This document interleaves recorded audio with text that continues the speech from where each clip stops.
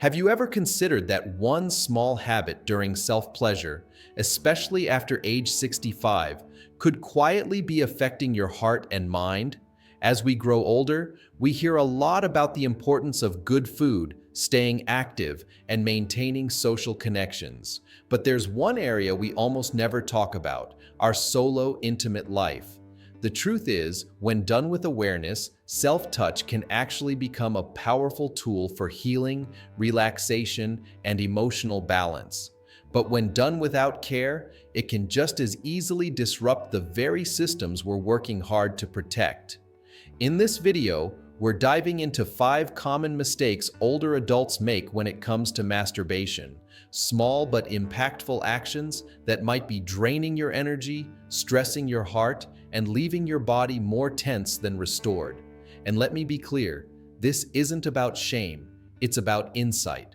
Once you understand how these small choices affect your body, you may begin to see solo time not as something to rush through, but as a deeply personal practice that supports your health and vitality.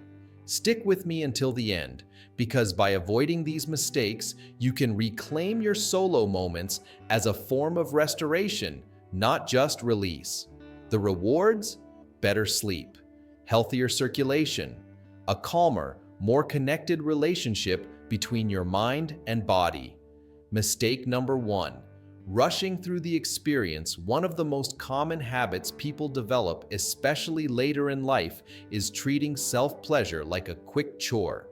A few minutes here, a quick release there, and then it's back to the day. But when you rush, you're not just cutting yourself off from pleasure. You may actually be placing stress on your heart, raising your blood pressure, and keeping your nervous system in a loop of tension instead of relief. After 65, the body changes. Blood flow slows, hormone levels shift, and the heart takes longer to adjust to physical activity, even during something as private and gentle as self-touch. If you move too quickly from zero to climax, your body doesn't get the time it needs to relax into the experience. Instead, it reacts like it's under pressure. I remember speaking with a man named Leonard. He's 71. He shared that he'd fallen into a pattern of rushing through masturbation, mostly out of habit. But afterwards, he often felt tight in the chest and oddly restless. It wasn't until he slowed down, focusing on breath, gentle touch, and letting his thoughts settle, that he felt the sense of calm return. His sleep improved, his mood lifted, and his heart no longer raced afterward. Masturbation isn't a race, it's a space, a chance for your nervous system to come back into balance. When you slow down, you activate your parasympathetic nervous system, the system responsible for rest, digestion, and healing. So next time you catch yourself hurrying, take a breath and ask, why? Is it shame, old conditioning, or just habit? Whatever the reason, know this: slowing down isn't weakness, it's wisdom. Mistake number 2, holding your breath or clenching your body. This one's subtle but powerful. Many people unknowingly hold their breath or tense up during self-pleasure. It's a habit that can sneak in, especially as we age. When you hold your breath, even for a few moments, your oxygen levels drop, your blood vessels constrict, your heart rate spikes. For anyone over 65, especially those with cardiovascular sensitivity, this isn't just uncomfortable, it can be risky. Likewise, clenching your core, lower back, or pelvic muscles during the experience sends a signal to your body that something is wrong. It activates the sympathetic nervous system, the fight or flight response. Your body braces as if it's in danger. Instead of easing into pleasure, take Raymond, a 78-year-old retired piano tuner. He's sharp, lively, and emotionally attuned, but he often felt drained after masturbating.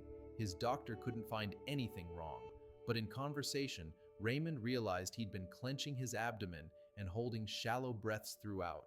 Once he shifted to deep, rhythmic breathing and consciously relaxed his muscles, he noticed something incredible. He felt recharged instead of depleted. Here's a simple check-in. Can you inhale deeply through your nose? Can you exhale fully without strain? If not, your body might be on alert rather than at ease. Let your breath guide you. Let your body soften.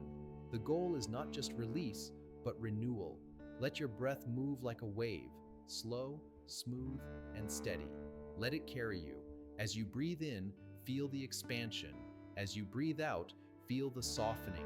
This simple rhythm is more than relaxation, it's regulation. Now take a moment to tune into your body. Where are you holding tension? Is your jaw clenched? Are your shoulders raised? Is your belly tight? Wherever you notice tightness, invite those muscles to soften. Let gravity do the work. The more you allow, the less you force, and the more your body responds with ease, not effort.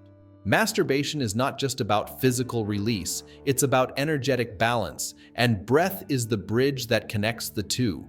When your breath is deep and free, your blood circulates more fully, your muscles let go, your nervous system slips into a healing state. That's where the real benefits begin: a more stable heart rhythm, deeper sleep, and a body that feels calm and safe in its own skin. And hey, if you're still here, if this is resonating with you, let me know you're with me by commenting number 2 down below. And if you haven't already, subscribe and hit that bell icon so you don't miss future videos. Your support helps us create more thoughtful content to serve your health and happiness. Now, let's keep going. Mistake number 3. Using excessive pressure or overstimulation. As the body changes with age, so does how we experience sensation. Many people, understandably, respond to these changes by increasing pressure, using more intense tools, or turning to highly stimulating visuals to feel something. But here's the catch: what feels like a solution can become a problem. Pushing harder, gripping tighter, or relying on intense stimulation might help in the moment, but over time, it dulls your sensitivity, reduces your body's natural responsiveness, and can even lead to subtle injuries in delicate tissues. The skin becomes thinner, nerve endings become more fragile, and blood flow decreases with age. That means the same force you once used at 40 might now be too much at 70. And while it might not hurt in the moment, repeated overstimulation can lead to numbness, longer recovery, or even discomfort during intimacy. Take Marjorie. She's 69. She started using stronger and stronger vibrational tools, hoping to feel more. But what she noticed instead was that she began feeling less. Not just during solo time, but throughout her day. Less warmth, less comfort, even less emotional connection with herself. When she switched to gentler touch, slower rhythm, and tuned in instead of turning up, something beautiful happened. Her sensitivity didn't just return, it deepened. This isn't about going backward. It's about going inward with more awareness. Think of your body like music. When the volume's too loud, you miss the nuance. But when it's just right, you hear every layer, every note. Your body works the same way.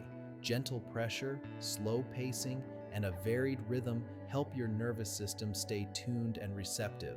So the next time you reach for stimulation, ask yourself, is this helping me feel more or just pushing me past feeling? The answer matters, because the more you respect your body's changing needs, the more it will reward you with depth, richness, and connection. Mistake number 4, ignoring emotional or mental discomfort. Here's something we don't talk about enough. Your emotional and mental state matters just as much as your physical experience, especially as we age. Loneliness, grief, guilt, numbness, these can all surface during self-pleasure, and many people instinctively try to push them away. We rush toward climax or distract ourselves, hoping the discomfort will disappear. But here's the truth: you can't pleasure your way past an emotion that needs to be felt. What often happens is this: the physical act ends, but the unease lingers. You might notice trouble sleeping, irritability, or a low mood creeping in. That's because part of you, your emotional self, wasn't acknowledged. And when it's ignored, it doesn't go away. It simply waits. Your emotional well-being is the foundation of your solo experience. If you're carrying emotional pain, stress, or unresolved feelings, it will affect your body's ability to relax, receive pleasure, and feel safe. Ignoring your emotions can increase stress hormones, heighten anxiety, and deepen a sense of isolation, something many older adults are already quietly battling. Instead of pushing through discomfort, pause. Ask yourself, what am I feeling right now? Is this sensation rooted in pleasure or distraction? Is there a part of me that needs compassion instead of stimulation? There's no shame in feeling. In fact, your emotional honesty is a gateway to deeper healing. When you meet your emotions with curiosity, not judgment, let your breath move like a wave, slow, smooth, and steady. Let it carry you. As you breathe in, feel the expansion. As you breathe out, feel the softening. This simple rhythm is more than relaxation, it's regulation. Now take a moment to tune into your body. Where are you holding tension? Is your jaw clenched? Are your shoulders raised? Is your belly tight? Wherever you notice tightness, invite those muscles to soften. Let gravity do the work. The more you allow, the less you force, and the more your body responds with ease, not effort. Masturbation is not just about physical release, it's about energetic balance, and breath is the bridge that connects the two.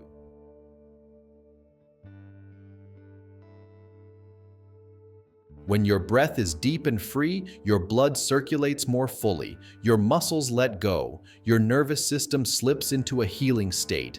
That's where the real benefits begin. A more stable heart rhythm, deeper sleep, and a body that feels calm and safe in its own skin.